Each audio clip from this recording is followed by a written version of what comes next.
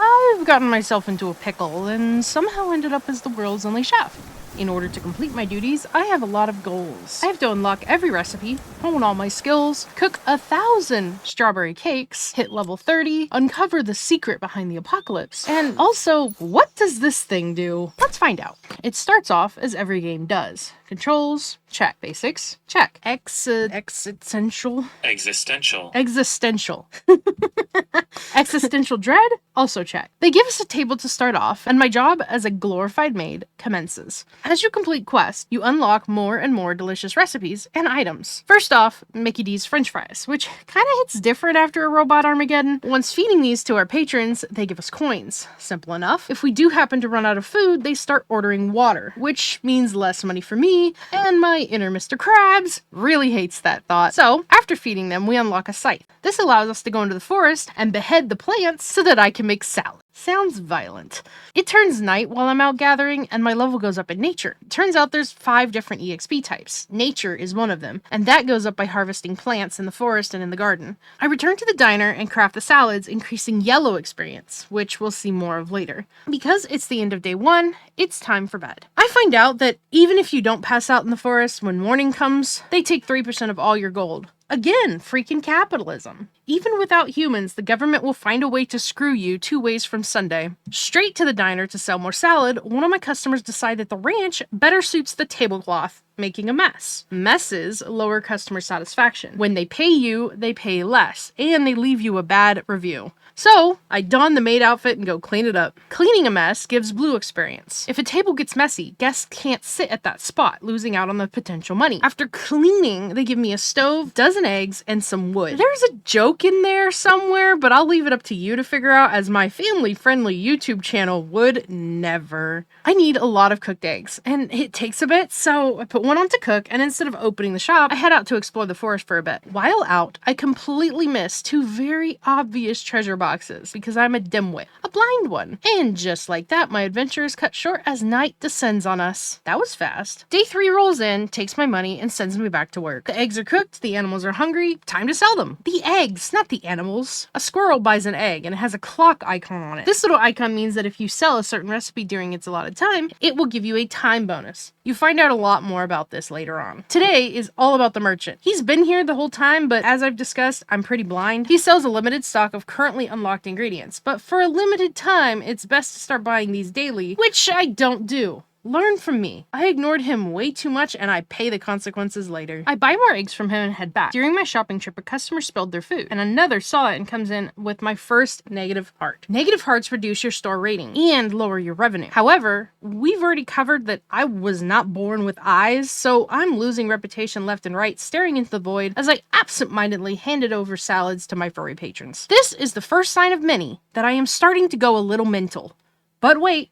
It gets worse. I finally snap out of it and clean things up, only to completely miss the table mess. We've already covered why. Time to stare into the abyss again, mindlessly clicking food notifications while wondering why my patrons are apparently upset with me. Now, there is even more mess to clean up, and my brain is still out of service. I don't even see the bright glowing yellow boxes telling me to collect my rewards. Finally, I leave my comatose state and click on the boxes, receiving several items for my troubles. 3 more quests appear to make flour, collect herbs, and buy eggs. And darn it, I already bought the eggs. You will notice this is a repeating pattern. I always do the thing I'm supposed to do before I'm supposed to do it. Typically, that would be a good thing, but not in this world, so off I go to buy eggs again. The mill is placed, the wheat is set to craft, and I add the new table and chairs, then head out to get more herbs. The journey, thankfully, does give me a second chance at a chest, but upon opening it, I'm relieved that the previous ones were probably just as bad as this one. More herbs are gathered and the quest is completed, giving me a single clover. Clovers are currency too, which we'll learn about later. Night falls and it's sleepy by time again. While sleeping, the mill finishes my wheat, and in the morning, my reward is a stone oven and a bucket. Okay, why a bucket? Anyway, with all these massive things, I'm quickly becoming overwhelmed with space. I drop down the stove, buy more eggs, and fill the bucket. Things are starting to get more complex. Bread requires flour. Flour needs to be ground down, and the dough to make the bread requires water, all of which takes time. Hence time management. This is when it hits me. This challenge is not going to be a walk in the park, is it? Continuing through the day and into the night, I sell salad, bread, and eggs, and a patron even leaves me a gift of a flower basket as a thank you for my excellent service. And then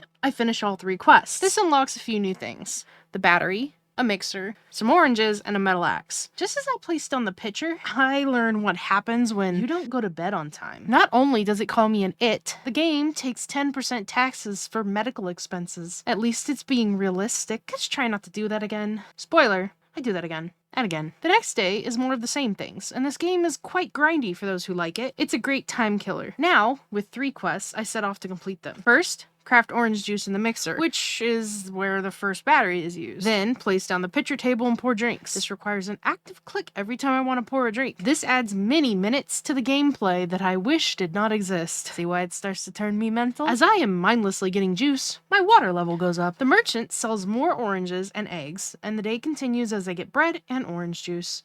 Notice something on the quests, though? I've never gotten a quest for orange juice. Why? Because I didn't take the golden finished quest to start the next quest line. Someone please, in my audience, sell me a brain. I don't have one. All of that work for nothing. Oh, look, I took the quest. Look what it gave me. Now it's asking me for orange juice. If you play this game, don't do it like I do. More mindless juice pouring later, and night falls. I'm determined not to be caught sleeping with my foot in my mouth again, so I hightail it home to sleep. The next morning, I invoke the tree gods by starting my journey of deforestation, which ironically levels me up in nature? Go figure. After upsetting the forest sprites, home is the goal, and I arrive just in time to level up, unlocking the skill tree. Each item in the skill tree is purchased with star points. Star points are given anytime we do anything in the game, basically. So it sounds easy on the surface. Trust me, it's not. Back to being a maid for a moment before bedtime. I complete tons of quests that just give me clovers, but no upgrades. I randomly reach level 2, and honestly, I'm not sure why I did, but now I've unlocked the recipe tree, giving me access to tons of complicated dishes to keep my patrons happy. Oh boy. Another day closes, and my dread deepens.